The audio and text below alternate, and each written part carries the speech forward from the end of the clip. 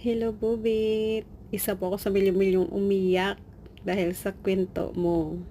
Sana makamit mo na yung hustisya na karapat-dapat. So, hinto muna tayo dito. Mag-crib muna tayo ng durian. Ayun, meron kaming nadaanan ditong durian ni Che.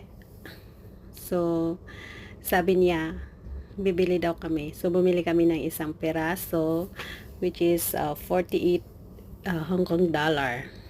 So, ito na. Tikiman na. Yummy. So, cheers. Ayan. Oh, 'di ba? Yummy, yummy. This is it. Cribbing is done. Bye. Thank you for watching. Ako? Naiinggit sa'yo? Bakit? Maganda ka ba?